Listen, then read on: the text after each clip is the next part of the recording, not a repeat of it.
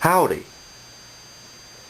This time I'm reviewing the fourth wave of Universe Legends figures, except for animated Starscream. I'm not really interested in the animated Legends. First, Brawn.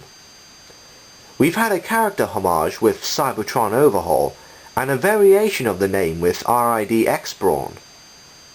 This is the first time the G1 character has appeared in the toy line since, well, G1. His SUV mode is pretty good, with perfect proportions and colours that are accurate for the character. They're also practical for the vehicle. The moulding on him is nice.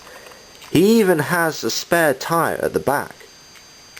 It rolls easily, almost as if it were meant to be removable. There are a couple of blatant robot parts. You can make out the upper legs on top.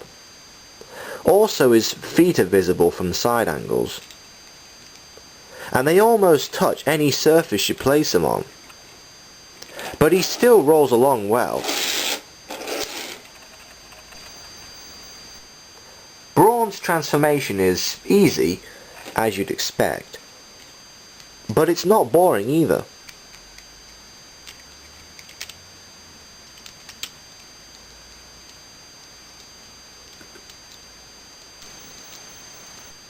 The robot mode is certainly more muscular looking than the dinky G1 toy.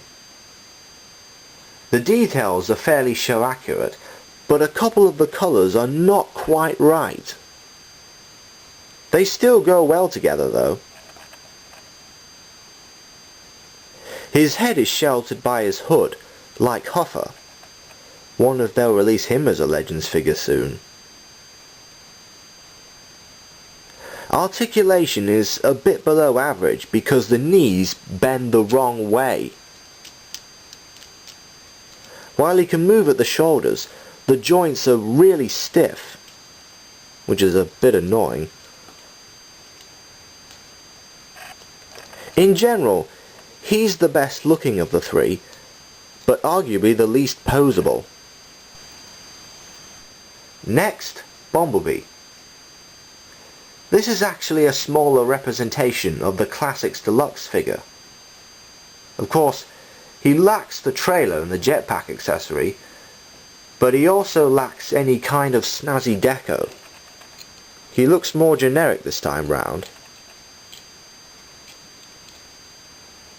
His colours work very well together though, and there are no robot extras visible, other than the ankles. The problem with this mode is that it isn't as stable as it could be. It's hard to get it compact, and you end up with small gaps unless you push things in pretty hard. The transformation is the same as the Deluxe, albeit simplified for the size.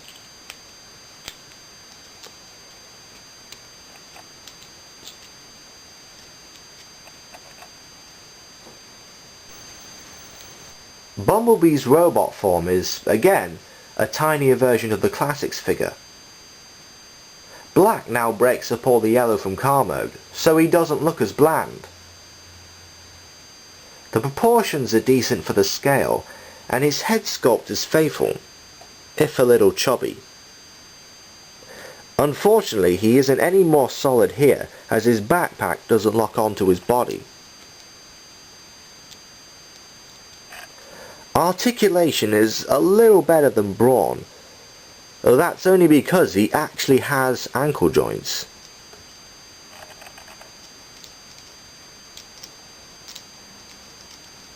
Overall, I'd say he's the weakest of the three, but not bad by any means.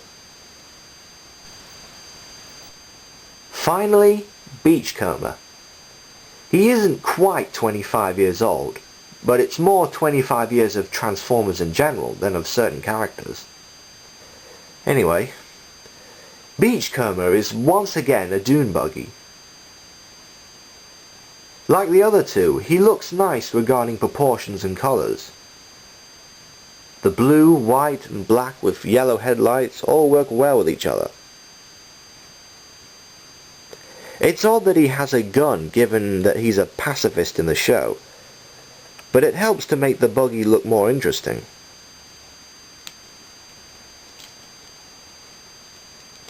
He rolls along as well as the other three, and is much more solid than Bumblebee, so it's all good. The transformation is, again, simple, but has a nifty trick. You push up his waist to reveal his head, like Universe Silverbolt.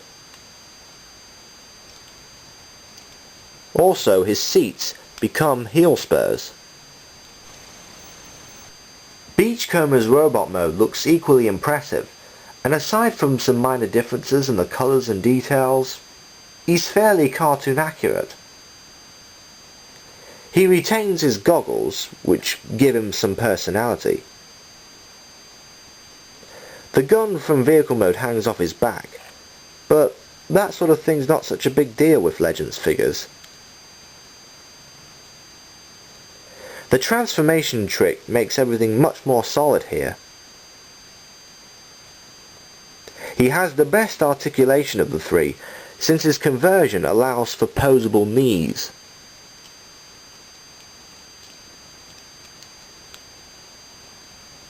As a whole, he's about as cool as Brawn. Put them all together and you have a good set of Legends figures. If you want a preference, Bumblebee is the least recommended of the three, and between these two, while Beachcomber poses better, Brawn looks better. It's up to you which factor is more important. Tune in next week, where I'll be looking at Revenge of the Fallen Soundwave.